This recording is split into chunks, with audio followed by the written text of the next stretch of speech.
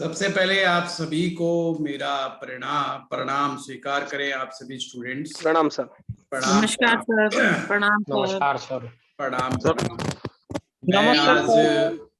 40-45 लोगों के चेहरे को देख रहा हूं और मेरी जब आप लोगों की जब ये क्लास स्टार्ट हुई थी तो उर्मी जी से मैंने कहा था 170 लोगों का ग्रुप है और लास्ट में हमें 40-45 ही हीरे मिलेंगे, डायमंड्स मिलेंगे, जो हमारे साथ लंबे समय तक यात्रा करने के लिए तैयार होंगे। क्योंकि कुछ सौभाग्यशाली लोगों को ही ऐसे साइंस को सीखने का अवसर मिलता है। बहुत सारे लोग इस साइंस में केवल आउट ऑफ क्यूरियोसिटी घुस जाते हैं और थोड़े ही समय के बाद वो जितनी तेजी से एंटर करते हैं उतनी ही तेजी से वो आउट हो जाते हैं। उन्हें लगता है कि कोई तंत्र मंत्र, कोई ऐसी क्रिया सिखाई जाएगी जिससे हम जादुई छड़ी हाथ में मिल जाएगी और 1 2 का 4, 4 2 का 1 करेंगे और हम अमीर हो जाएंगे। जबकि ये एक लॉजिकल वैदिक साइंस है जो जिसे स्टेप बाय स्टेप डेडिकेशन और डिवोशन के साथ सीखा जाता है। आप में से बहुत सारे चेहरे नए हैं, पर मेरे लिए कुछ मेरे पुराने स्टूडेंट्स भी इस कोर्स को ज्वाइन कर रहे हैं। जैसे आपके बीच में ही अर्चना जी हैं और अर्चना जी जो हैं हमारी पुरानी स्टूडेंट हैं जो लाइव क्लास में आती थी। इनकी जो रियल भाभी जी हैं राजेंद्र कौर पासी जी, मेरी बहुत ही फेवरेट और लॉन्ग टर्म स्टूडेंट्स रही हैं। उन्होंने मेरे यहाँ से 2 साल के करीब कोर्स को सीखा है, पर पहले मैं केवल हफ्ते में 2 ही क्लास लेता था, लाइव क्लास। अर्चना जी, राजेंद्र कौर पासी जी ये गुड़गांव में ही रहते हैं, तो इसलिए मेरे पास लाइव क्लास अटेंड करते थे। तो कहने का मतलब ये है कि कुछ लोग हमारे साथ लंबे समय चलते हैं और इस क्षेत्र में अपना नाम कमाते। ये एक ऐसी विद्या है जो नाम कमाने की विद्या है, और जब इंसान नाम कमाता है धन अपने आप आता है। इस साइंस में धन के लिए जो आता है वो कुछ भी नहीं पाता है सिवाय अपमान के।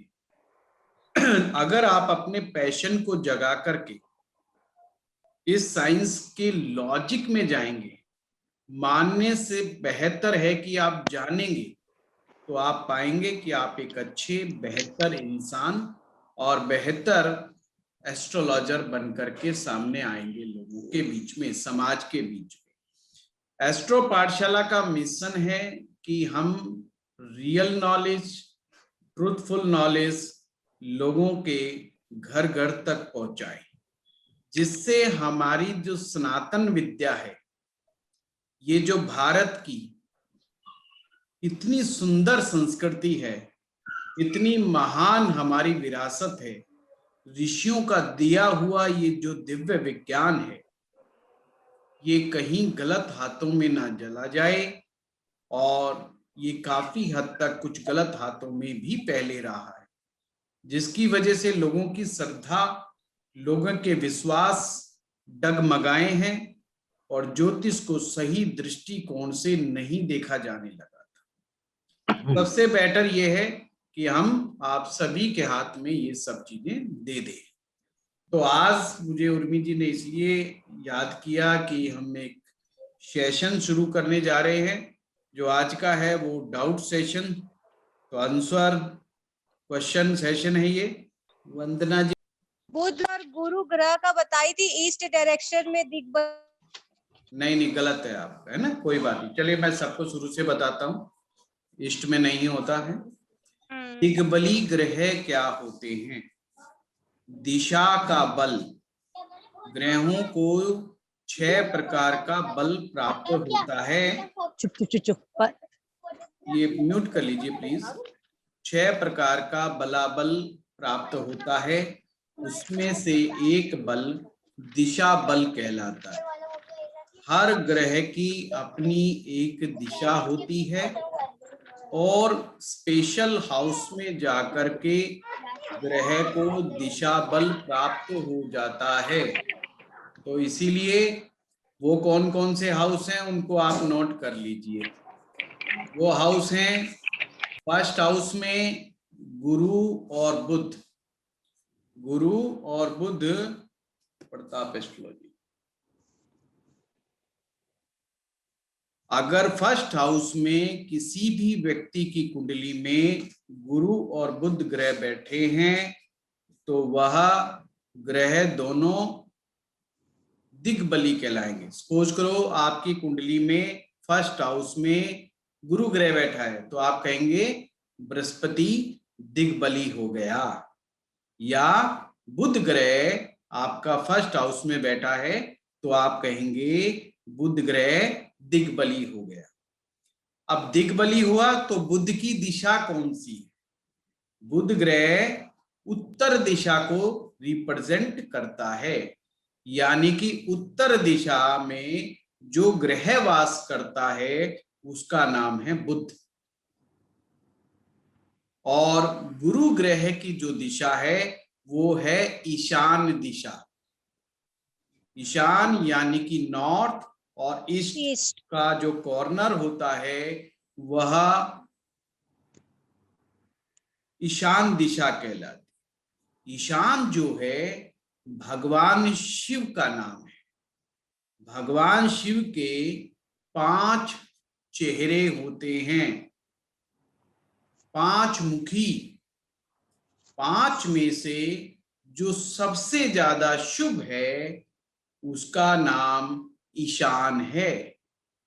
इसीलिए वास्तु में जो ईशान दिशा होती है यानी कि नॉर्थ ईस्ट कॉर्नर होता है वो बहुत ही ज्यादा शुभ माना जाता है, क्योंकि वहां पर बृहस्पति ग्रह का वास होता है।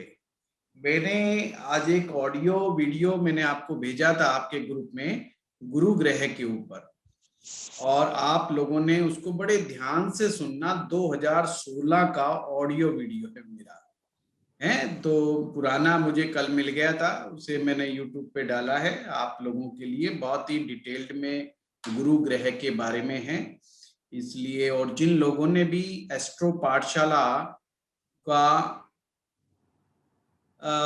वीडियो को या चैनल को सब्सक्राइब नहीं किया है वो कर लें। अब चलते हैं सप्तम भाव में। अगर किसी व्यक्ति के शनि ग्रह विराजमान हैं तो हम कहेंगे शनि दिग्बली हो गए। तो शनि को जो दिशा बल मिलता है वो सप्तम भाव में मिलता है।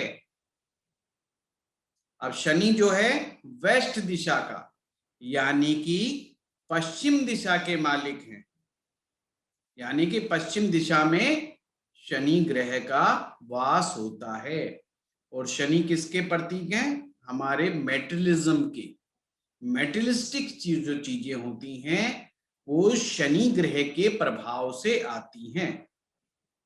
सूर्योदय जो होता है वो पूर्व दिशा में होता है और सूर्य जो अस्त होता है वो सप्तम भाव में होता है। तो जहां पर सूर्य अस्त होता है तो ही शनि ग्रह का प्रभाव क्षेत्र बढ़ता है। इसी प्रकार से मंगल ग्रह और सूर्य ग्रह दसम भाव में दिग्बली होते हैं। अब सूर्य और मंगल इनमें से कोई भी ग्रह यदि दसम भाव में बैठा है तो वह दिग्बली कहलाएगा। दिग्बली का मतलब फिर बार बार समझा रहा हूं, इसका मतलब है कि उसको दिशा का बल प्राप्त हो गया। गुड़िया जी लिख रही हैं आई हैव ए डाउट। पहले मैं दिग्बली समझा दूं फिर आपको मौका दूंगा, फिर आप पूछना डाउट। नहीं कैमरे से मत जाइए, कैमरे पे आ जाइए। पूर्व दिशा, यानी कि अब सूर्य को पूर्व दिशा के द्वारा बल प्राप्त हो जाएगा। मंगल ग्रह 10वें भाव में दिग्बली हो जाता है, और मंगल की जो दिशा होती है वो होती है दक्षिण दिशा, साउथ की डायरेक्शन। जो साउथ डायरेक्शन है वहां पर समझो मंगल ग्रह की ताकत है। इसी प्रकार से चंद्रमा चतुर्थ भाव में दिग्बली होते हैं, और शुक्र ग्रह भी चतुर्थ भाव में दिग्बली होते हैं। अब चंद्रमा का जो कॉर्नर होता है वो है वायव्य कोण, यानी कि वायु कॉर्नर, नॉर्थ वेस्ट जिसे बोला जाता है।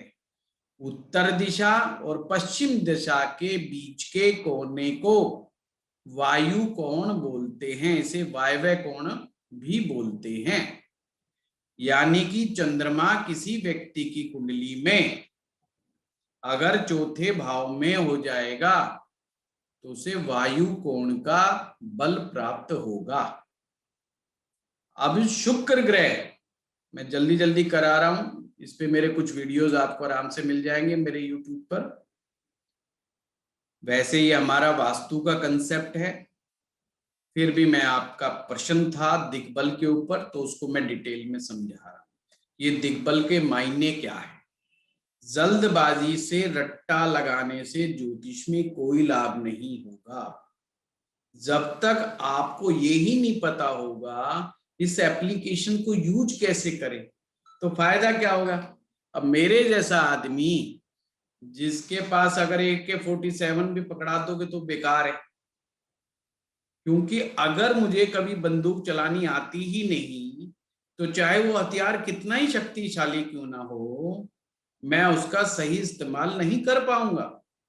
इसीलिए ज्योतिष के वो विद्यार्थी जो रट्टा मारते हैं, जल्दबाजी में रहते हैं, ओवर स्मार्ट होते हैं, वो अक्सर ये भूल जाते हैं कि इसका इम्प्लीमेंटेशन किस प्रकार से होगा।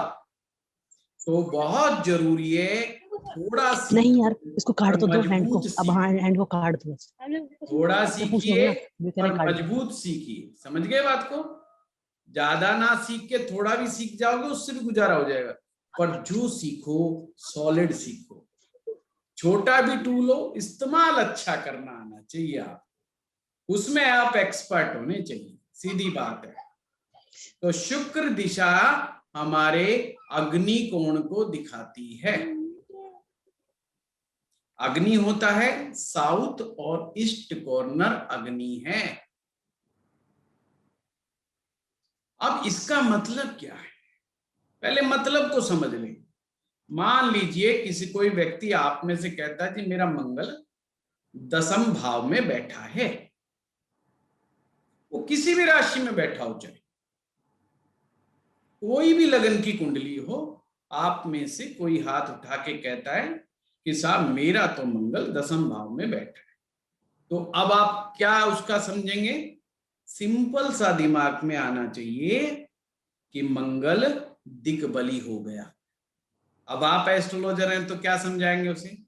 सबसे पहले आप मंगल की दिशा को पकड़ लो। मंगल की दिशा को पकड़ने का मतलब क्या हुआ, आप अपने जन्म स्थान से देखो कि मंगल की दिशा में कौन कौन से शहर आ रहे हैं, और पहले ये चेक कर लेना कि चौथे भाव की स्थिति क्या है। अगर चौथा भाव अलाउड करता है कि आप अपने घर से दूर चले जाएं तो उन्हें अपने जन्म स्थान से दक्षिण दिशा की तरफ जाना चाहिए। अब सपोज करो उनके आता है निकल करके कि भाई जन्म स्थान छोड़ के या शहर छोड़ के ना जाएं, तो क्या करें आप, जिस घर में आपका जन्म हुआ है उससे दक्षिण दिशा में जो भी मोहल्ला जो भी सेक्टर पड़ता है वहां जाके घर बनाएं, या वहां जाकर के रेंट पे भी रहना है तो वहां रहें। अपने जन्म स्थान से दक्षिण दिशा की तरफ ही व्यापार करें। नंबर 2 बात, मंगल ग्रह को जो जो चीजें प्रिय हो उनसे रिलेटेड काम करें। मंगल को कौन से काम पसंद है? बोल्डनेस वाले, रिस्क टेकिंग वाले, फाइटिंग वाले। अब फाइट तो फौज में होती है, पुलिस में होता है रिस्क। मंगल भूमि पुत्र है, यानी जमीन जायदाद से रिलेटेड, रियल एस्टेट से रिलेटेड। मंगल ब्लू चिप कॉलर लेबर का मैनेजमेंट का प्लैनेट है, यानी कि छोटे लेवल के कर्मचारी, उनको मैनेज करने में, इसे बोलते लेबर मैनेजमेंट, वही अच्छी कर पाएगा जिसका मंगल अच्छा होगा। दिग्बली का मतलब आपका ग्रह स्ट्रॉन्ग हो गया, क्योंकि उसे दिशा का बल प्राप्त हो गया। एक्सरसाइज करना, जिम खोलना, शरीर बनाना, खेती करना, पहाड़ पत्थरों का काम करना, क्रैशर लगाना, जमीन से जुड़े जो मर्जी काम, सब मंगल के अंडर में आते हैं। और उन्हें कहिए अगर कहीं दिक्कत आ रही है तो मूंगा रतन धारण कर ले, तो उसका मंगल ग्रह एक्टिवेट हो जाएगा और उस व्यक्ति को बहुत ज्यादा लाभ प्राप्त होगा। अब शर्त क्या लगाई मैंने? कोई भी लगन हो, कोई भी लगन हो आप में से, मेष से मीन तक, बस आपने क्या देखना है कि दशम भाव में मंगल बैठा है। इसी प्रकार किसी भी तरह के दिग्बली ग्रह को आप उसी की डायरेक्शन से रिलेटेड काम कर सकते हैं, सर मेरा तो एक उसको भी एक्टिवेट कर सकते हैं।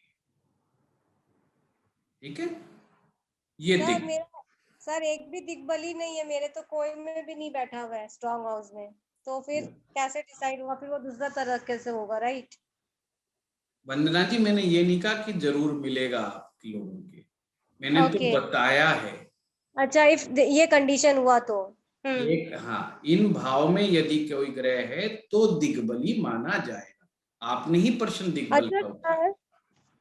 हाँ, एविरल जी बताइए। वंदना जी म्यूट करें अपने आप को। Good evening sir. Good evening. प्रणाम सर। मैम ने बताया था कि जो हमारे ग्रह हैं वो जिस राशि में उच्च के होते हैं उसमें भी पर्टिकुलर डिग्रीज पे होते हैं। जी सर, क्वेश्चन ये है कि अगर ग्रह मान लीजिए शनि जैसे बैठा है तुला में, बट वो 22 डिग्री पे है, तो सर वो कैसे रिजल्ट देगा? सूर्य की बात कर रहे हैं, किसकी बात कर रहे हैं? सर शनि की बात कर रहा हूँ। शनि तुला में बैठे हैं 22 डिग्री पे, और मैम ने कहा था 20 डिग्री तक उच्च के होते हैं। बहुत अच्छा क्वेश्चन है। नंबर एक, एविरल जी, सबसे पहले हमने ये लगाना है, इसमें ज्योतिष में ना ग्रेड्स निकाले जाते हैं। पहले हमने कहा एविरल, आपका एविरल नाम ही है ना सर? अविरल प्रोनाउंसिएशन है। अविरल, अविरल जी सर, सॉरी। अविरल जी, जैसे किसी ने कहा कि अविरल बहुत ही अच्छे इंसान है, नेक्स्ट क्वेश्चन उसी समय क्या उठेगा? कितने अच्छे, यही आएगा। या किसी ने कहा कि वो एक बुरे इंसान है, तो फिर क्वेश्चन सेम, कितने बुरे हैं। किसी ने कहा आपके भाग्य में, तो क्लास में किसने कहा आपके भाग्य में गाड़ी का योग है, फिर नेक्स्ट क्वेश्चन कितनी गाड़ी का योग है। किसी ने कहा कि आपके भाग्य में मकान बनाने का योग है, नेक्स्ट क्वेश्चन कितने मकान का योग है, हाउ मच। ऑटोमेटिक है वो आना ही आना है क्वेश्चन। तो हम ग्रेड्स जब चेक करते हैं तो इसमें जब ग्रह अपनी स्पेसिफिक डिग्री पर जाकर के उच्च का होता है तो उसे कहा जाता है, ये एक्सॉल्टेड स्टेज का मतलब है अति प्रसन्न अवस्था। अति प्रसन्न अवस्था को आपको समझने के लिए समझना है जैसे एक इंसान जब बहुत ज्यादा खुश होता है तो आप उससे जो मर्जी मांगो देने के लिए तैयार है। समझ रहे बात को? आपकी कुंडली में यदि कोई बहुत ज्यादा प्रसन्न अवस्था का ग्रह, प्रसन्न अवस्था का सिंपल मतलब है, बिल्कुल कंफ्यूज मत होना, यानी वो अपना उच्च का पर वो स्पेसिफिक डिग्री का उच्च का है, जो उन्होंने बताया 20 डिग्री तक। तक। तो यानी वो बहुत खुश है। अब मुद्दा हो गया कि 22 डिग्री का आ गया, 24 डिग्री का आ गया, 25 डिग्री का आ गया, है ना, मुद्दा ये आ गया। तो सिंपल है, ऐसा नहीं कि वो ग्रह उच्च का नहीं माना जाए, वो उच्च का तो माना जाएगा, पर उसका ग्रेड्स का लेवल थोड़ा डाउन आ गया। खुश तो अभी भी है वो। अच्छा, उच्च माना जाएगा सर वो? 22 माना जाएगा, अच्छा, तो माना जाएगा, परंतु अच्छा अब जो उच्च की अवस्था पहले जैसी नहीं है। अब वो खुश तो कहेंगे पर अति खुश नहीं। अति खुश का मतलब आपने फिल्मों में देखा होगा ना, वो जो है दासी आके कहती है महाराज महाराज आपके रतन की प्राप्ति हुई है, तो बेचारा माला तोड़ता और फेंक देता है, कभी निकाल के दे देता। मतलब वो इतना खुश है, उसको मन कर रहा है मैं कुछ भी दे दूं। कुछ भी का मतलब देयर इज नो लिमिट। यानी कि अगर वो ग्रह योगाकारी है चार्ट में, तो इसका मतलब वह ग्रह आपको कुछ भी देने में सक्षम है। अब शनि मेटलिस्टिक चीजों का कारक है, तो मेटलिज्म के मामले में वो आपको कुछ भी दे सकता है। अब कुछ भी का मतलब वो एजुकेशन का कारक नहीं है, पर एजुकेशन भी दे सकता है। ओके, समझो, शनि का संबंध एजुकेशन से नहीं है, पर वो दे सकता है। नहीं है उसका संबंध जमीन से नहीं है, मंगल का संबंध है जमीन से, पर वो आपको जमीन भी दे सकता है, वो आपको फैक्ट्रियां लगवा सकता है, वो आपको टेक्निकल एंड बना सकता है, वो आपकी खुद को उद्योगपति बना सकता है। यानी कि जो चीजों से संबंध है वो तो करेगा ही करेगा, जिन चीजों से नहीं है वो भी कर सकता है, वो भी कर सकता है। तो ये अति प्रसन्न की अवस्था है। पर जब वो प्रसन्न होगा तो वो थोड़ा थोड़ा सोचने लग जाता है, फिर उससे कम प्रसन्न होगा, फिर वो ज्यादा सोचेगा इसको दूं कि ना दूं, दूं कि ना दूं, फिर वो डाउन आएगा, फिर वो मुंह बना के बैठा है, तो नहीं दूंगा, कर ले जो करना है, कर ले जो। फिर एक अवस्था आती है जिसमें वो कहता है नुकसान करूंगा बेटा, तू तो वही है, पिछले जन्म में तेने क्या क्या उल्टे सीधे कर्म करे थे, अब तो हिसाब चुकता करना है मैंने तेरे से। और हम रोते रहते हैं दे दो दे दो दे दो, वो देना तो ले से वापस लेना शुरू कर देता है। सुखी इंसान सुख बांटता है, दुखी इंसान दुख बांटता है। सुखी ग्रह यानी प्रसन्न ग्रह जो है वो आपको देता है, दुखी ग्रह यानी नीच राशि का ग्रह वो आपसे लेता है, ले दो वापस दे भाई, यानी दुख देगा, चाहे वो हेल्थ के रूप में दे, चाहे मेंटल स्ट्रेस के रूप में दे, किसी भी रूप में दे, वो आपको कष्ट देने का प्रयास करेगा। क्लियर बात? क्लियर है सर। एक क्वेश्चन और है छोटा सा। बोलिए सर, अगर कोई ग्रह अस्त है बट वो है अच्छी पोजीशन में, तो वो कैसे रिजल्ट देगा सर? अच्छी जगह बैठा है। पहली बात सूत्र नोट करने लायक सूत्र है, क्वेश्चन बहुत अच्छा है। अगर कोई भी ग्रह अस्त हो जाए, ये सबसे न्यूनतम अवस्था मानी गई है ग्रह की। न्यूनता का मतलब है इससे ज्यादा खराब स्थिति हो ही नहीं सकती, जिसकी कल्पना नहीं की जा सकती।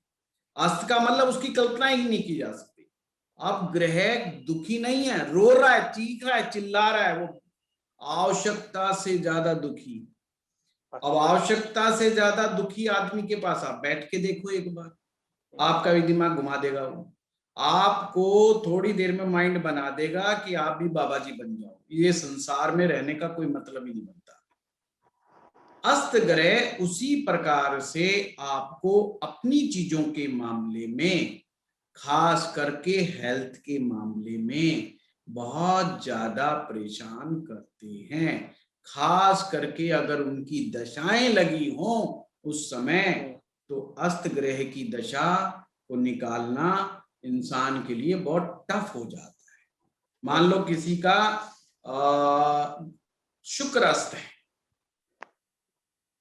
और शुक्र की दशा लग जाए, ओहो, और वो ऊपर से शादीशुदा हो, तो उसको खून के आंसू रुला दे, उसकी पत्नी की हेल्थ खराब हो सकती है और बहुत डेंजरस बीमारी का शिकार हो सकती है उसकी वाइफ।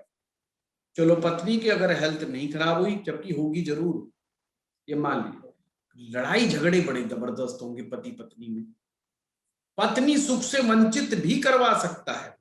अब पत्नी सुख से वंचित के मायने दो हैं, या तो हेल्थ डेंजरस सिचुएशन में पहुंच जाए, या पति पत्नी का झगड़ा डेंजरस सिचुएशन में फंस जाए कि वो कहे भी हम तो तलाक लेंगे, हम तो अलग अलग रहेंगे, हो गया ना डेंजरस सिचुएशन।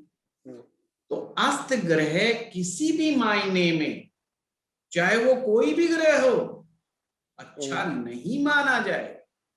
मैं आप लोगों को ज्योतिष में, खास करके एस्ट्रो पाठशाला में, हम लोग उन सूत्रों को अपने स्टूडेंट्स को देते हैं जो सार्वभौमिक सत्य हो, कि आप जब भी अप्लाई करें आपको तुरंत रिजल्ट मिले।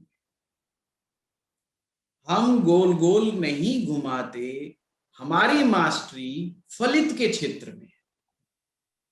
हम बहुत कम टेक्निकल चीजों में घुसते हैं, जितनी जरूरत है उतना ही घुसते हैं।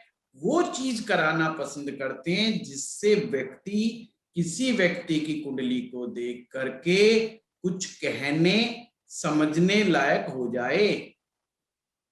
कुसुम गर्ग जी आप हमारी क्लास में हैं, वो मुझसे पढ़ चुकी हैं, उनसे फीडबैक ले सकते हैं आप सभी लोग कि हमारे एस्ट्रो पाठशाला में किस तरह से ज्योतिष को सिखाया जाता है, फलित सिखाया जाता है। मैं हमेशा एक बात कहता हूं, ज्योतिष एक ऐसा विषय है कि 1 साल रोज पढ़ाया जाए, डेली पढ़ाया जाए आपको, और 1 साल बाद भी आपको कुछ ना आए, ऐसा भी ये विषय है। और ये ऐसा विषय भी है केवल मात्र 30 दिन में आपको ऐसा आ जाए कि आप अपने गली के, मोहल्ले के, अपने शहर के सब ज्योतिषियों को फील कर। ये एस्ट्रो पाठशाला की ताकत है, ये हमारी टीम की ताकत है। मैंने बहुत काम किया है फ्रेमवर्क्स बनाने पर, चीजों को डिजाइन करने में हम लोगों ने बहुत मेहनत की है। कोर्स को डिजाइन करने में हमने बहुत, हमारे हिसाब से 12 राशियां, 12 हम भी 12 ही पढ़ाते, पर हमारे पढ़ाने में और इंस्टीट्यूट के पढ़ाने में जमीन आसमान करते। सबसे पहले काम मैंने क्या किया, उस भाषा में समझाओ जिस भाषा में इंसान को समझ आता है, यानी आम बोली चाली की भाषा में ग्रहों को समझाओ। आपने गोल गोल टेक्निकल भाषा में नहीं घुमाना है, ताकि उसको जो न्यू कमर है, बिगनर है, उसका सेल्फ कॉन्फिडेंस बढ़ जाए कि यार हाँ मैं भी सीख सकता हूं। भाई ये क्या हुआ, अगर मैं पंडित जी नहीं हुआ तो मैं नहीं सीख पाऊंगा। ठीक है, मैं बाई कास्ट, मैं ब्राह्मण कुल में जन्म हुआ, मैंने ब्राह्मणत्व को जिया है, मैंने ठीक है शास्त्र पढ़े हैं, वो एक अलग चीज है। पर मैं आप सभी को बिना ब्राह्मण हुए ब्राह्मण होने की कला में लेके जाऊं। सभी को ब्राह्मण बनाना है। अब वो चोटी वाला ब्राह्मण नहीं, बुद्धि से ब्राह्मण बनाना है। हम सभी का मेन लक्ष्य है ब्राह्मण बनना, नर से नारायण बनना। हमारे जो एडवांस कोर्सेज है उसमें मैक्सिमम स्पिरिचुअल टॉक होती है। ये क्या ज्योतिष पढ़ा रहे हैं लोग, यहाँ तो स्पिरिचुअल टॉक हो रही है, टोटल स्पिरिचुअल टॉक। स्पिरिचुअलिटी के माध्यम से ज्योतिष सिखाया जा रहा है, जिससे लोगों के जीवन में परिवर्तन आ रहा है। हम नहीं कहते सिगरेट छोड़ो, हम नहीं कहते दारू छोड़ दो, हम नहीं कहते मांस खाना छोड़ दो, पर मेरी गारंटी होती है हमारे साथ 1 साल कोई टिक गया, उससे पूछ लो, इंटरव्यू ले लो, वो सब कुछ छोड़ चुका, और हम कभी नहीं कहेंगे। जो लाइव क्लास में आते थे वो भी हमारा वही था, बिल्कुल सेम रिजल्ट। अब ऑनलाइन में भी वही रिजल्ट है, बशर्ते हमें वो लोग चाहिए जिनको हम अपनी उंगली पकड़वा रहे हैं, वो उंगली पकड़ करके चल सके। खाली स्लेट के साथ आए हमारे पास, जो भी आए, गूगल सब भूल जाएं, यूट्यूब सब भूल जाएं, कोरी स्लेट अपनी लेकर के आए, अपने जीवन की कोरी स्लेट मेरे पास लेकर के आओ, जिसमें मैं कुछ अपने हस्ताक्षर कर सकूं।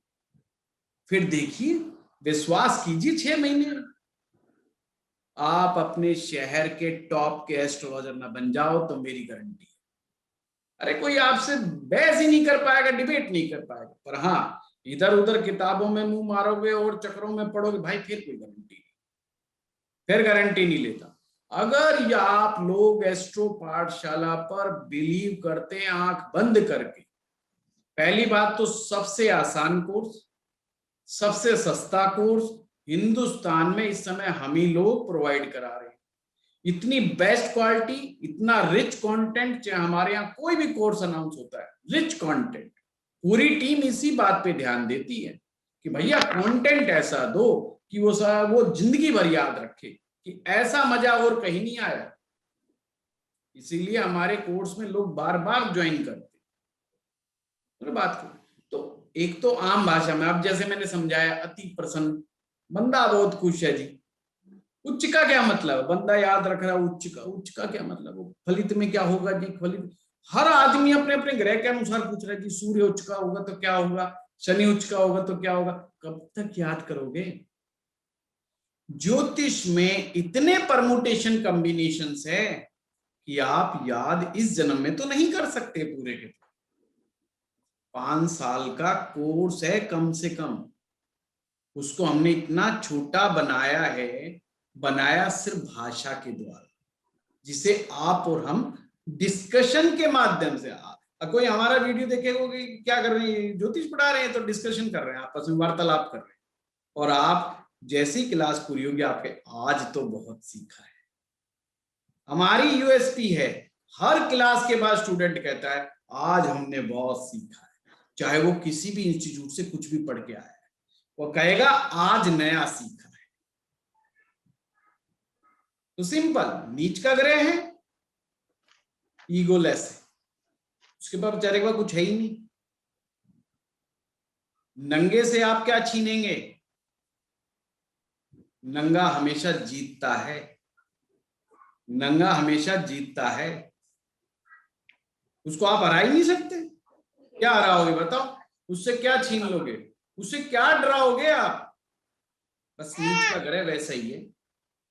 इसलिए जिन लोगों की कुंडली में नीच का ग्रह होता है, एक समय तक तो बेचारे डरते रहते हैं, फिर उनको डरना ही बंद हो जाता है और फिर लोगों को उल्टा डराने लग जाते हैं। उसे कहते हैं नीच भंग। ये अब नीच भंग हो गया जी। वो एक पंजाबी में कहावत है ना, जुत्ती तंग से जमाई नंग, सारी जिंदगी तंग कर देने।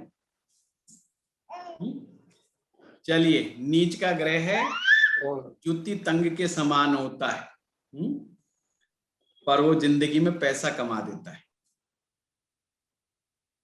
चलिए, और कोई question? Any other question? Hand raise कीजिए, हैंड तो बहुत रेज है। हाँ हाँ, राजेंद्र सिंह जी अनम्यूट करें अपने आप को, बाकी लोग म्यूट पे रहें।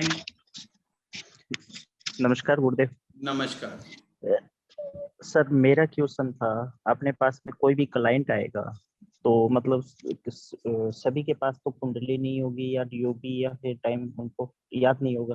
तो मान लीजिए अपने पास में XYZ कोई भी बंदा आएगा जिसके पास में मतलब उसको डीओबी और टाइम पता नहीं है, तो अपन उसका जो भी कुंडली बनाएंगे प्रश्न कुंडली बनाएंगे। तो मेरा सवाल ये है कि प्रश्न कुंडली एक तो कितने % सटीक बैठती है? 100%। हमारे एस्ट्रो पाठशाला में हर साल प्रश्न कुंडली का कोर्स चलाया जाता है जी। जिनका मैं अर्चना जी का नाम ले रहा था, उनकी भाभी जी ने भी प्रश्न कुंडली पढ़ा है हमारे यहाँ से और हम लोग इसका बहुत इस्तेमाल करते हैं। मेरा ये बड़ा फेवरेट टूल है। मैं उद्योगपतियों पर, पॉलिटिशियंस पे सबसे ज्यादा मैं प्रश्न कुंडली का ही इस्तेमाल करता हूँ, क्योंकि उनके जो प्रश्न होते हैं बहुत ही इंस्टेंट होते हैं।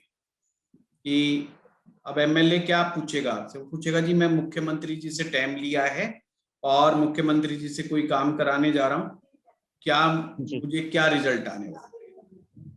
और वो दिल्ली जा रहा है सीएम से मिलने या चंडीगढ़ जा रहा है, तो आप क्या बताओगे? आपको बहुत सटीक आंसर देना ही होगा। यह आपकी परीक्षा, एक अच्छे ज्योतिषी की परीक्षा प्रश्न कुंडली के माध्यम से ही पता चलती है, क्योंकि वो 2 घंटे बाद, 4 घंटे बाद, 6 घंटे बाद, नहीं तो 1 दिन के बाद आपको बता ही देगा।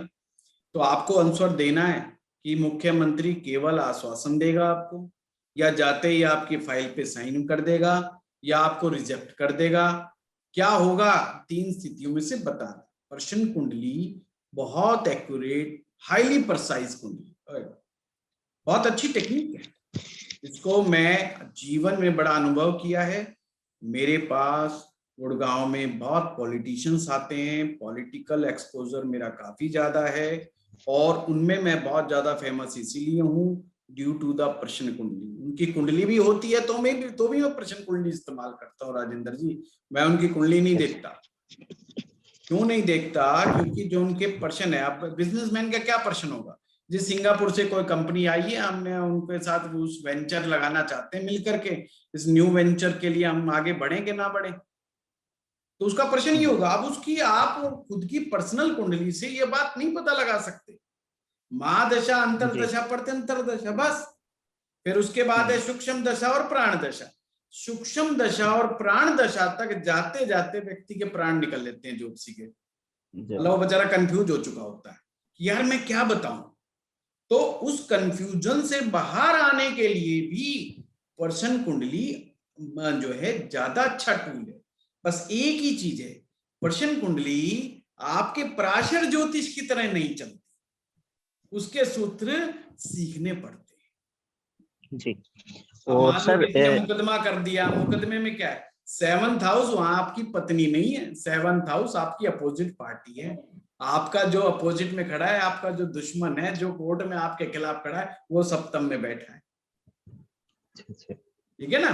तो वहां पे सूत्र थोड़े बदले हुए हैं। वैद्य जी वहां कौन है?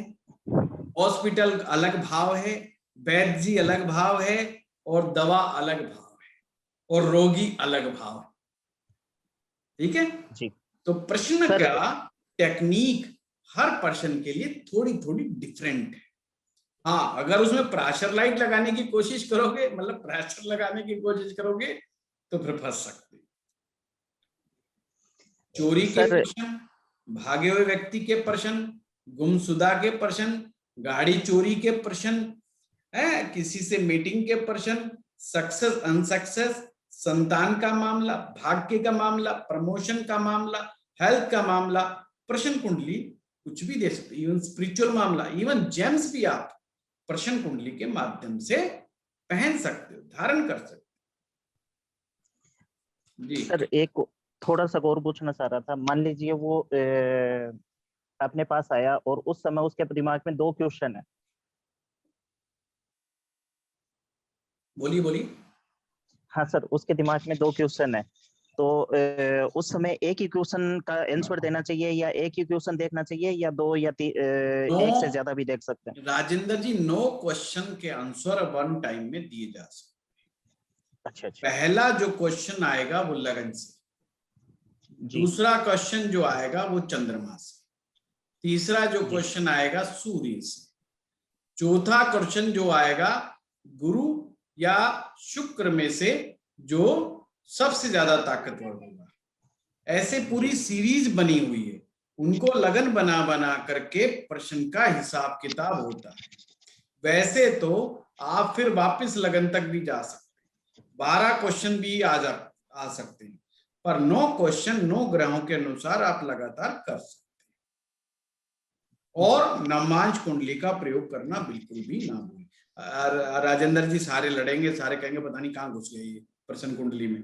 आप हमारा प्रश्न कुंडली का जो कोर्स आएगा उसको आप अटेंड कीजिएगा। और कोई क्वेश्चन? हाँ मैम बोलिए। जी प्रणाम। प्रणाम। तो जी हमने चंद्र राशि और लग्न राशि हमें पढ़ाई हुई है, तो ये पूछना है जैसे किसी की पर्सनालिटी है तो वो चंद्र राशि पे ज्यादा प्रभावित होगी या लग्न राशि, किसका प्रभाव ज्यादा होगा? मयंक, 2 पर्सनैलिटी होती है हर इंसान की, एक आउटर पर्सनैलिटी, एक इनर पर्सनैलिटी। आउटर पर्सनैलिटी वो है जो इंसान दूसरों को रिप्रेजेंट करता, दिखाता है कि मैं ये हूं जी। और एक पर्सनैलिटी होती है अंदर से, कि वो अंदर से, अंतर्मन से किसी चीज के बारे में कैसे सोचता है या कैसे रिएक्ट करता है। जो आपकी लगन कुंडली है वो आपकी आउटर पर्सनैलिटी है। जो आपका मन है, अब मन तो अंदर है, जो आप अंतर मन से सोचते हो वो आपकी चंद्र कुंडली है, जिसे मन कुंडली भी कह लो। समझ गए बात में? हाँ, एक आत्मा की कुंडली भी होती है। सूर्य को लगन बना लो, वो आत्मा की कुंडली हो जाएगी। चंद्रमा को लगन बना लो, जहां पे चंद्रमा बैठा है उसको लगन बना लो, वो आपकी मन की कुंडली हो जाएगी। मन की स्थिति को जानने और समझने के लिए किसी व्यक्ति के अंतर मन में किस तरह से चीजें चल रही हैं, वो चंद्र कुंडली उसका जवाब देती है। जैसे एक व्यक्ति अपनी पत्नी के बारे में क्या सोचता है, तो ये देखिए चंद्रमा से शुक्र कहां पर बैठा हुआ है, किस स्थिति में बैठा हुआ है, पता लग जाएगा। षडाष्टक है तो दुश्मन समझता है, अच्छी स्थिति में तो मित्र समझता है, नवम में तो भाग्यशाली समझता है कि यार जब से आई है मेरा भाग्य चमक गया। तो मन में किसके प्रति क्या उसके है, ये इतनी वैसी साइंस है कि आप हैरान हो जाएंगे। आप किसी की चंद्र कुंडली का उपयोग करके देखो, अपनी करके देखो, यार दूसरे का तो क्या पता। आप अपने बच्चों के बारे में क्या सोचते हैं, आप अपने माता पिता के बारे में क्या सोचते हैं, आप अपने भाई बहनों के बारे में क्या सोचते हैं, आप अपने बॉस के बारे में क्या सोचते हैं, इवन आप अपने भगवान के बारे में क्या सोचते हैं, इवन आप धर्म को किस दृष्टिकोण से देखते हैं, चंद्र कुंडली से पता लग जाएगा। So simple. मन में जो चल रहा है वो चंद्र कुंडली, बाहर जो चल रहा है वो लगन कुंडली। ठीक है ना? आप मुझसे मिलोगे, I am so soft personality, आप कहेंगे गुरुजी तो बड़े शांत मिजाज आदमी है। मेरे को ऑनलाइन देखोगे, मैं बड़ा डोमिनेटिंग सा लगूंगा, अरे यार बड़ा रूड टाइप का, एकदम से बिल्कुल खींच के रखता है, एकदम से है, बड़ा डिसिप्लिन्ड आदमी है, बड़ा सबको एकदम यूं पेचकस खस के रखता है। But that is my outer personality. Reason क्या है, मेरे पास मैनेजमेंट है, मेरे पास 30-40 लोग मेरे ऑफिस में काम करते हैं, तो अब सभी को संभाल के रखना है तो मैनेजमेंट पावर रखनी पड़ेगी ना। तो वही part, that is my outer personality but not my inner personality. Inner रूप से मैं I am so emotional person, कोई हाथ जोड़ के खड़ा हो जाए मैं अंदर से पिघल जाऊंगा, वो रोए उससे पहले मैं रोने लग जाऊंगा, है। तो ये that is a different matter. तो चंद्र ये चीज दिखाता है। Any other question? Yes sir. मेरी 9 बजे भी क्लास है सर। एक चीज और पूछनी थी, इसे जन्म कुंडली में लग्न की भी डिग्री दी होती है, तो इसका क्या मतलब है? लगन की डिग्री का मतलब किसी भी डिग्री का समझो। पहले बात तो जो भाव है वो एक प्रकार से समझो आपका कमरा है। अभी आप किसी कमरे में बैठे हैं, किसने पूछा क्वेश्चन ये? सर मैंने। मयंक। मयंक, आप किसी कमरे में बैठे हो अब? जी जी। हाँ, उसकी एक लंबाई है जी। लंबाई का मतलब है उसमें कुछ फिट होंगे, लेंथ होगी उसकी अपनी। जी जी।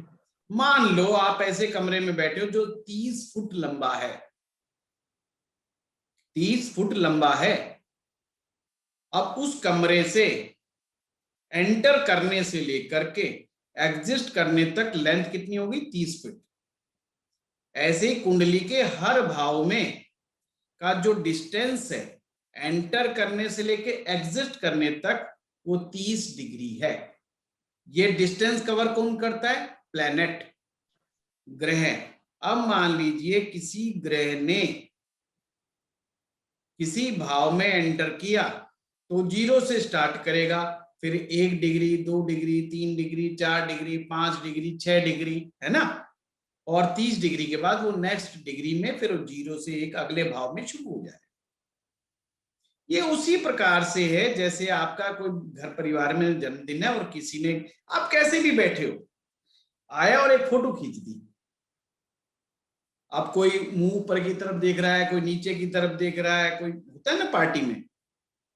जैसे ही मनुष्य का जन्म होता है आपकी जन्म पत्री की फोटो खींच जाती है, और जन्म पत्री की जो फोटो है वो एक्चुअल में उस क्षण की फोटो खींचिए ब्रह्मांड की, कौन सा ग्रह किस राशि में किस नक्षत्र में है जिस समय बच्चे में की चेतना आई है। जैसे ही बच्चा रोने लगा है, उसमें जैसे ही चेतना आई है, वो क्षण, वो समय,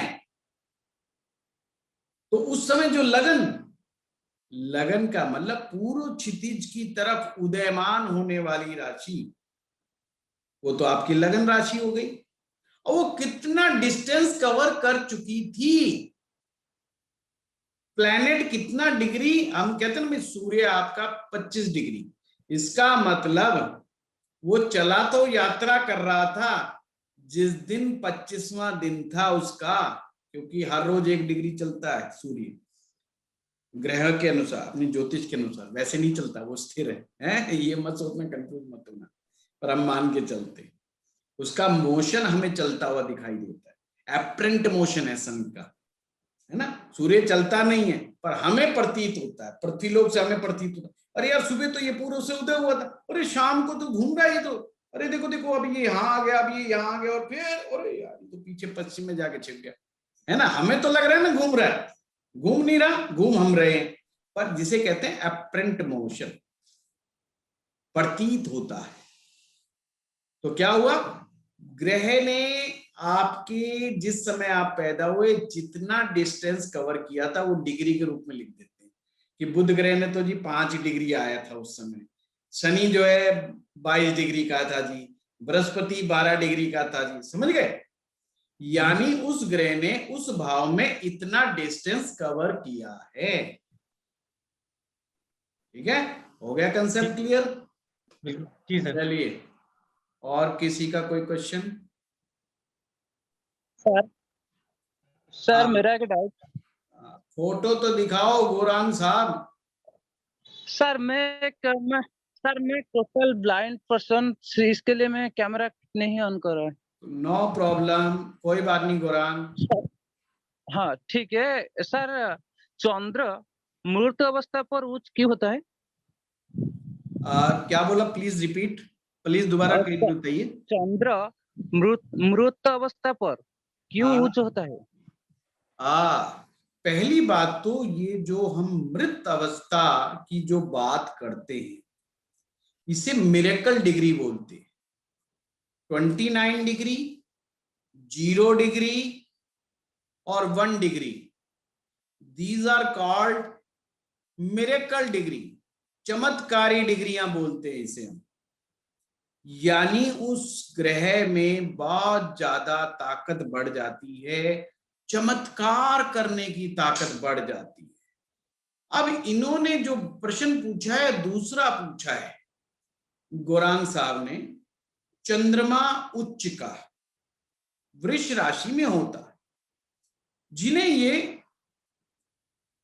जो मृत अवस्था का मानते हैं उस समय उच्च का, उसका मतलब है जैसे कि एक ग्रह 29 डिग्री का है, इसका मतलब उसका पास उतना एक्सपीरियंस है, 0 से स्टार्ट हुआ था और 29 डिग्री तक, तो उसने उस भाव को मैक्सिमम एक्सपीरियंस कर लिया है।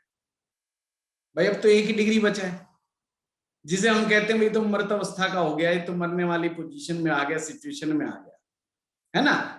तो पर आपने दूसरा एंड नहीं देखा, इसका मतलब ये भी है कि उसने जिंदगी का इतना एक्सपीरियंस कर लिया। हमारे बुजुर्ग लोग जैसे जैसे उम्र बढ़ जाती है उनके पास एक पूंजी सबसे जबरदस्त होती है, वो होती है उनकी अनुभव की पूंजी। हो गई, वो उनके अनुभव की पूंजी इतनी गजब की होती है, इसलिए वो बहुत ज्यादा हमारी सफलता में सहायक सिद्ध होते हैं। जिनके पास बुजुर्गों का आशीर्वाद है, अब आशीर्वाद का मतलब होता है उनको बुजुर्गों से सलाह मिलती है, तो वो मैक्सिमम गलतियां करने से बच जाते हैं। इसलिए जिन ग्रहों को मर्त अवस्था का ग्रह कहा जाता है वो उन्हें गलतियां करने से रोकता है। चंद्रमा सबसे ज्यादा गलतियां करने वाला माना जाता है, चंद्रमा सबसे ज्यादा गलतियां करने वाला माना जाता है, और ड्यू टू द चंचल अवस्था, मन की चंचल अवस्था, वो सबसे ज्यादा गलतियां खा जाता है। चलिए राहु केतु पर क्वेश्चन पूछिए। वंदना जी कह रहे हैं राहु केतु पे क्वेश्चन पूछो। हमारा जो नेक्स्ट कोर्स है आर्ट ऑफ प्रेडिक्शन, उसमें एक एक ग्रह पर पूरे 1.5 घंटा डिस्कशन होता है, तो और डिटेलिंग से होती है क्लासेस। तो जिन लोगों ने आगे हमारे साथ चलना है वो तो बिल्कुल निश्चिंत रहे, ज्योतिष तो हम सिखा के मानेंगे, ये तो हमारा वादा रहता है। आगे और कोई क्वेश्चन राहु केतु से? वंदना जी आप ही बोल दो, क्या क्वेश्चन है आपका राहु केतु से? नहीं, मेरा मतलब ये है कि वही ससुराल में बोलते हैं, आवाज कट गई, आपकी आवाज कट गई। वंदना जी बोलिए, क्या ससुराल में बोलते ना फिर कट गई आवाज। सर राहु केतु पे मैं पूछ सकता हूँ? हाँ बोलिए। हाँ सर, सर राहु केतु का जैसे कोई अपना पर्टिकुलर घर नहीं है, तो सर उनका रिजल्ट अच्छा बुरा कैसे डिसाइड करेंगे? देखिए, अच्छा और बुरा घर उसके भी सूत्र है। ज्योतिष इतना अच्छा शास्त्र इसीलिए है क्योंकि उसको सूत्रों में बांध दिया गया है। सूत्र अगर नहीं होते तो हमारी हिम्मत नहीं होती, हम आपको कह देते कि ज्योतिष सिखा देंगे। ये फ्री स्टाइल कुश्ती नहीं है, ठीक है ना? तो इसके भी सूत्र हैं, पर ये हमारे एडवांस कोर्स में सिखाए जाए। वंदना जी ने कहा है ससुर का कौन सा हाउस होता है? बहुत सिंपल है, पहले आप ये बताएं पिता का कौन सा हाउस होता है? 10th। बस, ससुर का मतलब होता है पति के पिता। ससुर का मतलब यही होता है ना वंदना जी? Yes sir. हाँ तो ठीक है, मैं अगर गलत हूं तो उसी समय रोक देना। तो पति का जो भाव है एक महिला के लिए वो सप्तम भाव है, तो सप्तम भाव से दसम तक गिनना शुरू कर दो तो चतुर्थ आएगा। तो ससुर का जो भाव होगा एक महिला के लिए, एक स्त्री के लिए, वो चौथा भाव होगा। और सासू माँ का नहीं पूछा, जबकि आपको पूछना चाहिए था। तो सास का जो होता है अपने से सप्तम भाव से चौथा, यानी कि दसम भाव। आपकी कुंडली का दसम भाव आपकी सास का भाव है, और आपका चौथा भाव ससुर भाव है। सिंपल सी बात है जी। ननद शादी हो गई ना, शादी नहीं हुई है, सिंपल सी बात है। सप्तम भाव को पति भाव माना, तो अगर छोटी बहन है यानी कि छोटी ननद है, तो छोटी बहन कहां से आएगी? तीसरे भाव से, तो यानी कि कुंडली का नवम भाव छोटी ननद का भाव है। अब बड़ी ननद है, मान लो आपके पति की बड़ी बहन है, उम्र में बड़ी है वो उनसे, तो 11वां, सप्तम से 11वां यानी पंचम भाव। बड़ी ननद का जो भाव है वो पंचम भाव है, और नवम भाव छोटी ननद का। याद रखेंगे आप सब लोग। आपका ससुराल समझा दिया है, यहां अगर गड़बड़ है तो ससुराल में वहीं से पंगा। और कोई बढ़िया क्वेश्चन पूछो यार, जिससे मेरे सर में दर्द हो, सर मुझे लगे कि मैं कुछ डील कर रहा हूँ। थर्ड हाउस हुआ यानी? हाँ, नवम भाव, नवम भाव। हेलो, उसमें आपको देखना है कि जो है उसमें मंगल जो ग्रह होगा वो कारक होगा, ठीक है? चलिए, ये एडवांस में सिखा देंगे कैसे कारक का इस्तेमाल होता है। सर जैसे हाँ, कोई हेलो हेलो कर रहा है, कौन है प्लीज बताएंगे? आप बताइए अबरल जी। सर वृष लगन है जैसे, उसमें सेकंड हाउस मैडम ने बताया मारक है, ठीक है, बट 5th हाउस मैडम ने बताया कि अच्छा है काफी, 5th और 9th। तो मैम सर सेकंड हाउस भी, क्वेश्चन ये है, श्रुति एक मिनट, क्वेश्चन सर ये है कि सेकंड हाउस में भी बुध बैठे हैं और 5th में भी बुध बैठे हैं, तो ये फिर दोनों चीजों में जब एक ही ग्रह है तो वो कैसा रोल प्ले करेगा? नहीं मैं समझा ही नहीं बात। दूसरे में भी बुध बैठ गए, 5वें में भी बुध बैठ गए। सर मतलब बुध की राशि है 3 नंबर। नहीं नहीं, राशि अलग चीज है, ग्रह अलग चीज है। ओके सर, है ना? बट वो क्वेश्चन भाव बिल्कुल मारक, सटीक। वो और भाव ये मारक जो हो गया सर। बेसिक कोर्स होता है, ये सिर्फ प्रश्न पूछने की कला को सिखाता है कि आप प्रश्न सही पूछने अगर सीख गए तो हम मानते हैं बेसिक कोर्स हमारा कामयाब है। सिंपल। समझ में ज्योतिष आए उसकी कोई गारंटी नहीं, पर हाँ प्रश्न पूछना सही शुरू कर दिया तो हम सोचते हैं सीख गए। तो सर क्या रहेगा फिर इसका, है ना? जब सेकंड मारक बताया है और पंचम कारक मारक का बताया है। क्वेश्चन सेकंड है। सेकंड और सप्तम भाव मारक भाव। हाँ, जो भी ग्रह मारक भाव में बैठते हैं उनमें भी मारक का असर आता है। मारक भाव के जो स्वामी ग्रह हैं वो जिस भाव में बैठेंगे उसको थोड़ा डेंट मारते, थोड़ा चोट मारते, वहां पर कमी लेकर के आते। ठीक है सर क्वेश्चन बट ये है कि बुध जो है उसमें मारक रहेंगे या कारक रहेंगे, क्योंकि एक हाउस मारक का है, एक हाउस कारक का है। कारक नहीं, मारक नहीं, या तो आप कंफ्यूज हो रहे हैं। पंचम भाव का कारक गुरु ग्रह है, बुध नहीं है। वहां राशि हो सकती है, कारक अलग चीज होते हैं। अच्छा सर, ठीक है सर। ठीक है, ठीक है। हेलो। हाँ जी। हाँ सर, राहु के बारे में पूछना है। राहु के बारे में पूछना है, राहु के बारे में। हाँ बोलिए बोलिए। लग्न में राहु है तो क्या होगा? लग्न में राहु है, धनु है, लगन का राहु है। चलिए एक एक बात है ना, पर्सनलाइज क्वेश्चन नहीं है, सिंपल सी बात है। लगन क्या है? लगन आपकी बुद्धि है, लगन आपका दिमाग है, लगन आपका सिर है। तो ऐसे इमेजिन करो कि राहु जी महाराज सिर के ऊपर बैठे, और राहु जी महाराज जब सर पे बैठेंगे यानी लगन में बैठेंगे तो क्या करेंगे?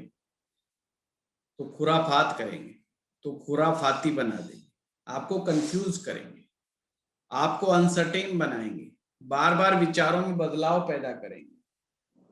तो वहां पे राहु की लहरें होती हैं ऐसे ऐसे, तो माइंड में ना ऐसे ऐसे ऐसे ऐसे होता है, ये कर लूं, वो कर लूं, फलाना कर लूं, ढिकड़ा कर लूं, इसको छोड़ दो, इसको पकड़ लूं, ये सब उथल पुथल दिमाग में चलती रहती है। सिंपल। ठीक है। जिन लोगों ने भी फलित सीखना है, उर्मी मैडम जी का कोर्स नया आ रहा है आर्ट ऑफ प्रेडिक्शन का, उसको तुरंत से तुरंत ज्वाइन कर लो, अपनी सीट बुक कर लो। ठीक है ना? तो आपको बहुत डिटेल में, अब देखो जी क्या क्वेश्चन पूछ रही है, ट्रांजिट में फर्स्ट हाउस केतु है, ये क्वेश्चन ही नहीं है, क्योंकि ट्रांजिट आपको पढ़ाया ही नहीं गया। आप तो आउट ऑफ चीज बात ही मत करो सभी लोगों से, उसी के ना तो आपको समझ में आना वंदना जी, ना और किसी के होना, है ना, कोई फायदा नहीं। ट्रांजिट की क्लास एक अलग कोर्स चलता है ट्रांजिट का हमारा। ट्रांजिट बड़ा सब्जेक्ट है, छोटा मोटा सब्जेक्ट नहीं है, तो उसको बड़े ढंग से सुनिए।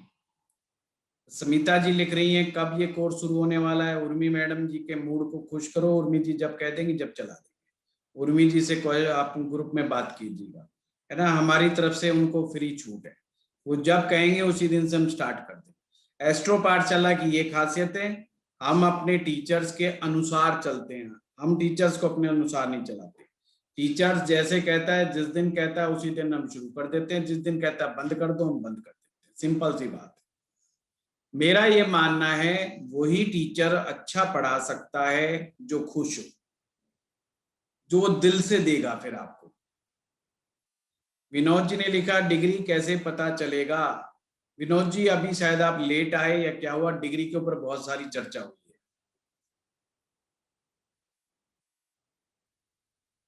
ये लिख रहे हैं आज्ञापाल जी, लिख रहे हैं आज्ञापाल जी आप तो हमारे पुराने स्टूडेंट हो, कि जो है शनि की 7.5 का क्या पूछ रहे हैं कि किसकी रेमेडी करें? गुड इवनिंग सर, आवाज आ रही थी? हाँ आवाज आ रही है सर। मैं ये पूछ रहा हूँ कि शनि के साथ, जब शनि की 7.5 चलती है तो एक उसकी जो रेमेडी जो होती है वो एक ही करने को, जहाँ पर मून होता है जिस हाउस में, उस नहीं हिसाब नहीं से? नहीं, शनि की अगर 7.5 लगी है तो शनि महाराज जी के सामने ही हाथ जोड़ने पड़ेंगे आपको। ये कोई रूल नहीं है कि चंद्रमा के हिसाब से करें या वो करें, सिंपल है, शनि की 7.5 के अनुसार कार्य करें। ठीक है, चलिए आप शायद पर्सनल क्वेश्चन पे आ गए हैं आप सभी के सभी। सुदीप जी लिख रहे हैं सूर्य और चंद्रमा अष्टम, ये इरेलीवेंट क्वेश्चन है। हमेशा जब भी ग्रुप में बात करें टेक्निकल बात करें, जो चीजें पढ़ाई गई हैं उससे रिलेटेड बात करें, है ना, वो बहुत बढ़िया। ओम गुरुजी, एक क्वेश्चन पूछना था। हाँ बताइए। हेलो, हाँ हाँ जी गुरुजी नमस्ते। ओम गुरुजी जी, प्रश्न पूछना था सर, जैसे अभी राहु लग्न के बारे में बताया गया, तो केतु जस्ट राहु के मतलब सामने माना जाता है, तो सर केतु का फिर क्या प्रभाव रहेगा, क्योंकि वो उसमें आ गया ना 7th हाउस में आ गया जो दाम्पत्य का कम माना जाता है। बिल्कुल, दीप्ति जी ने बड़ा अच्छा क्वेश्चन पूछा है, ये टेक्निकल क्वेश्चन है। केतु जिस स्थान पर बैठेगा वहां पर बैठ के गलतियां करवाता है। सिंपल लैंग्वेज में बता रहा हूं, कोई ना कोई मिस्टेक जरूर करवाएगा वहां पर। अब मान लीजिए किसी के 7th भाव में बैठे, तो इसका मतलब वो गलती कहां करेगा, मैरिज लाइफ से रिलेटेड गलती करेगा। अब मैरिज लाइफ से रिलेटेड गलती क्या होती है, पति पत्नी आपस में गाली गलौज कर जाते हैं, ईगो में आकर के एक दूसरे को कुछ का कुछ बोल जाते हैं, फिर बैग उठा के भाग जाते हैं। फिर जैसे ही दिमाग ठंडा होता है फिर कहते हैं बाप रे बाप, ये तो गलती हो गई, अब क्या करें, फिर वो भागते हैं वापिस। केतु विध्वंसक ग्रह माना जाता है, यानी अग्रेसिव ग्रह माना जाता है। मंगल से ज्यादा अग्रेशन केतु ग्रह में होता है, इसलिए वो तोड़ फोड़ में यकीन रखता है। तो वो जब भाषा बोलेगा तो भी तोड़ फोड़ की भाषा बोलेगा। तोड़ फोड़ की भाषा क्या होती है, पति पत्नी की भाषा। जाओ, मैं छोड़ के जा रहा हूं, घर में कभी नहीं आऊंगा, मैं तुम्हारी सूरत नहीं देखूंगा, मैं तुम्हें कभी घुसने नहीं दूंगा, मैं तुम्हें ये नहीं करने दूंगा, मैं बाबा जी बन जाऊंगा, कुंभ का मेला चल रहा है, मोदी जी ने कुंभ का मेला भी खत्म करा दिया है, तो मैं वहां बाबा जी बनने जा रहा हूं, मैं नागा बाबा जी बन जाऊंगा, ज्यादा तंग करो। तो ये सब चीजें केतु की का, इसलिए केतु को साधु भी कहा गया है। अगर केतु का ज्यादा प्रभाव बन जाए वो सचमुच बाबा जी बन जाता है, मतलब भाग जाता है वो। तो आजकल तो खैर कोरोना टेस्टिंग हो रही, इसलिए बाबा जी कम बन सर इसका कोई उपाय भी होता है सर? हाँ, सब चीजों के उपाय होते हैं दीप्ति जी। उपाय तो पूरी डॉक्टरी साइंस है ये तो। अगर बीमारी पता लगा रही है तो इलाज भी है। ठीक है, चलिए।